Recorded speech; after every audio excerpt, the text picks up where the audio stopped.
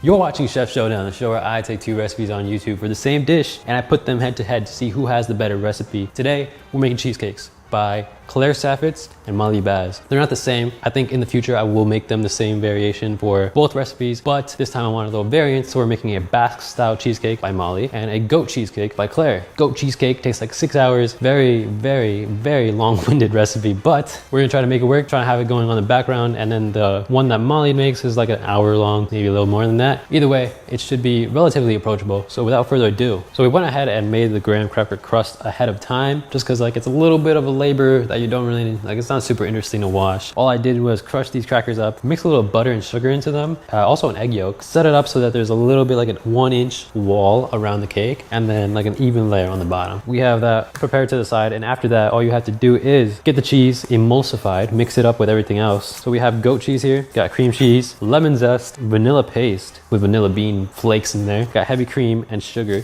all relatively straightforward. Oh, this has an easy open, look at that.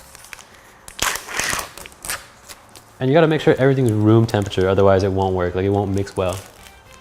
So just gonna just like flopped in there. I didn't expect it to be so limp. Just gonna leave that in there. Should I try this? Should I try this? I've never tried goat cheese in my life.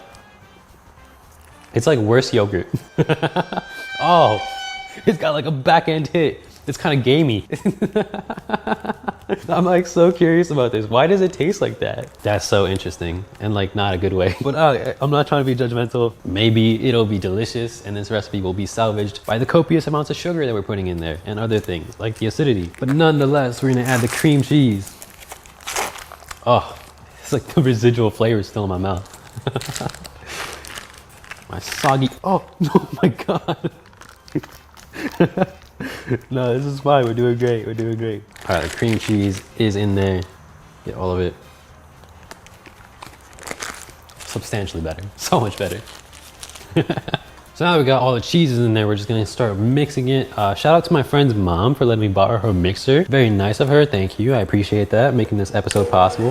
The bowl spins. I don't know if it's supposed to, but it does. Seems kind of like a liability, but we're rolling with it. There's goat cheese on the table. Look at this little blob. Do you see that? Do you see that? I don't even know what to do with that. Oh, it didn't even land in the sink. All right, I'm gonna stop the spinny bowl.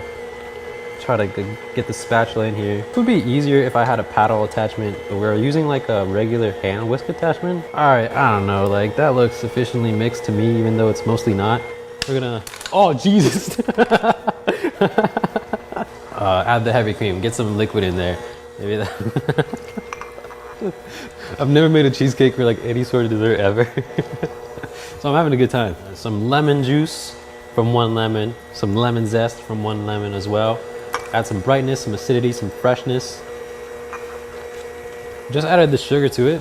I don't know if that's gonna make things better or worse because there's not a whole lot of liquid in there. Not very liquidy. We got the vanilla bean paste here as well. Those beautiful Madagascar vanilla beans. That's not true. I don't know if it's actually from Madagascar, but that sounds exotic. So I said it. And you're inclined to believe me because I'm the presenter and we have like a mutual respect for each other, and like you trust me to know what I'm talking about, even though most of the time I don't. Yummy, it smells like Play-Doh.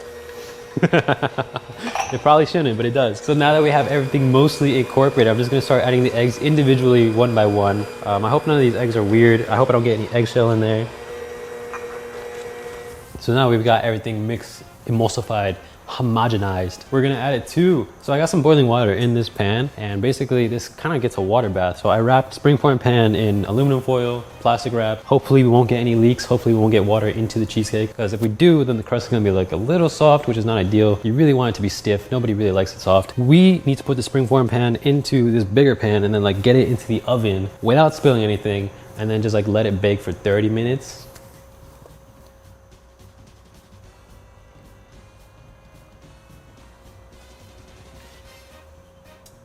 I tasted it, I tried it just to see like how it came out, and really good actually. You don't taste the goat cheese, which is ideal. Because initially I was not very impressed by the flavor profile of goat cheese. But once you got like the acidity from the lemon in there, the freshness from the zest, the sugar, the vanilla, it really comes together beautifully, and it's a very nice, delicate custard. So now comes the most delicate part of the whole operation, because this pan has boiling water in it. We're gonna just try to gently drop the cheesecake in there. Wow, this is nerve-wracking. Oh my God. Just like plopped in there, huh? Gotta get into the oven. It should be safe. I don't know, it's heavy. I don't know how I'm gonna get this out, to be honest with you, but we'll figure that out. And that's a problem for 30 minutes from now. Not for right now. It's looking good, looking promising. So we're just gonna close this up and hopefully have a good result 30 minutes from now.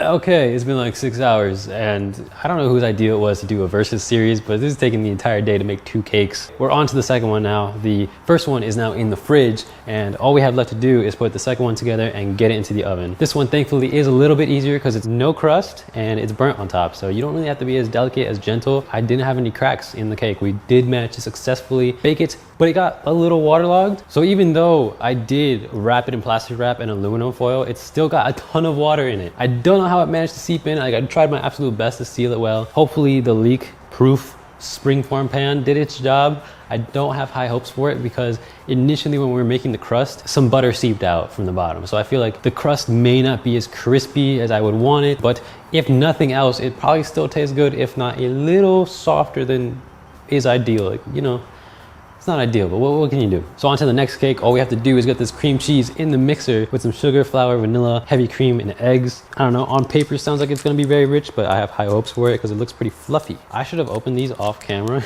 because now I'm struggling to get this package open. So we have since added the cream cheese to Jesus Christ, to the spinny bowl, and the cream cheese is like not room temp. I should have taken this out sooner, but I didn't. The mixer's struggling a little bit, but hopefully we can crank it up to 11 and get a better result. So this, yeah, I'm trying. We're gonna add the sugar right now. It's a lot of sugar, but it's probably gonna be good, I guess. So we've since incorporated the sugar into the cream cheese mixture. It's actually coming together. At first I didn't have faith in it, but I think as it warmed up, kind of loosened up a little bit. The only thing left is to add the eggs, the vanilla, some heavy cream, and sifting some flour into it just to finish it off, and then we'll get into the oven.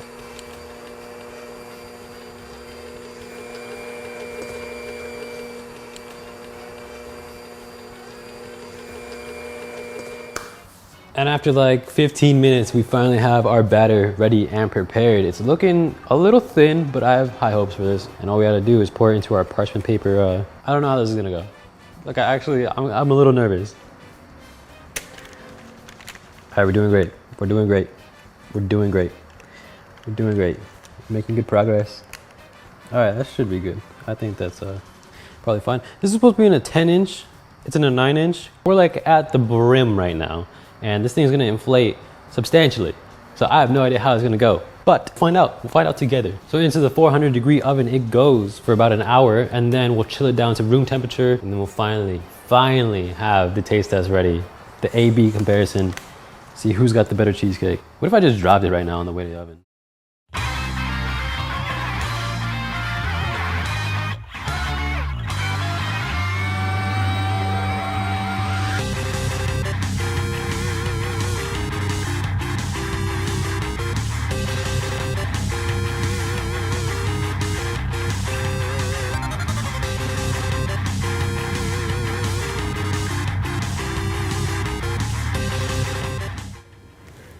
So this is like, I feel like this is a labor of love at this point. So the Basque cheesecake got the burnt exterior. It's very delicate, like super light. It's so light. I thought because we had the heavy cream, the eggs, the cream cheese, I thought this would be way denser than it is, but very, very airy, very, very delicate. This one's like twice as tall as this one. So I don't know. This is looking like a real challenge. This one's more, I don't know, traditional in a sense. Like, it looks more like what you would expect from a cheesecake. Crumble on the bottom, on the sides, going up the sides. You have the denser cheese. You got the fruit on the top. This one is a magnificently burnt, airy, I don't know. This one's like twice the size. More intimidating for sure. So I'm a little concerned with this one because we use goat cheese, and if you remember the start of the video, I didn't think it tasted very good. It had like this weird gaminess. This one might also be a contender just because it's like so unique and delicate and airy and light. I honestly don't know which way this is gonna go. I'm a little skeptical of both of them just because they're so novel in their ingredients and their presentation. Maybe less so this one, but either way, the only thing that's left is to try them at long last. Now that I've tried this, I'm gonna cleanse the palate with a little bit of water just to get a fresh start, something new. Super light, super airy. It's almost like I'm eating whipped cream. It's crazy. I've thought about it. I've really thought long and hard about it. It's actually been like a good 5 minutes. I've just been standing here. This is really just the most, I wouldn't even say it's opulent, because you would expect it to be insanely creamy, insanely rich, but instead it's incredibly airy, incredibly delicate. It's like eating cotton candy, but cheese. Eating cheese cotton candy, which probably doesn't sound appetizing at all, but it's got a very light sweetness to it. Very, I don't know, subtle on the palate. It feels just like nothing at all while still being incredibly flavorful. That burnt crust provides a lot of umami without being really in your face because it's such a thin layer.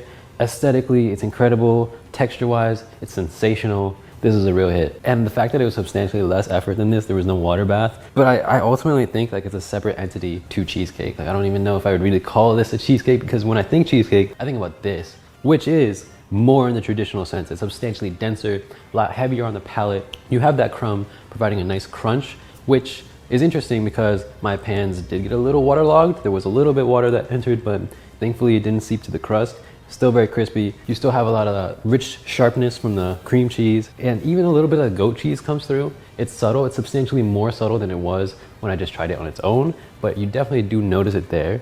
The lemon zest is a great addition to this because I think that the freshness just cuts through it all. The raspberries, obviously raspberries are great if you like them. They also provide some acidity. If you're thinking cheesecake, this is probably what you would go with. If you're thinking like, I don't know, pillowy, soft, dreamy, tall, dark, and handsome, look at that. Look at that. So ultimately, I must say this battle will conclude in an epic fashion because it was, as was once foretold, it's like David versus Goliath, except this time, David wins. This is it right here. I think because I just already have this archetype of cheesecake in my mind, and this really just appeals to that. But what it is definitely more of a substantial dessert. I think if you wanted to just have like something that wouldn't leave you feeling bogged down after the fact, this is incredible. Like this is so much better than I expected it to be. It's like a custard. It's got that vanilla, it's got that like hint of subtle sweetness from the sugar. Even though we put tons of it in there, it's not dense. It's like, I don't know, like it subverted all my expectations. And if you haven't made this for yourself, it's ridiculously easy. You just mix it together, throw it in the oven, and that's pretty much it. You don't have to worry about it burning because that's ideal. And because they're both so incredibly good, I'm gonna try them both at the same time. See what happens. See if we get like a blend of flavors, or maybe it's just a terrible idea.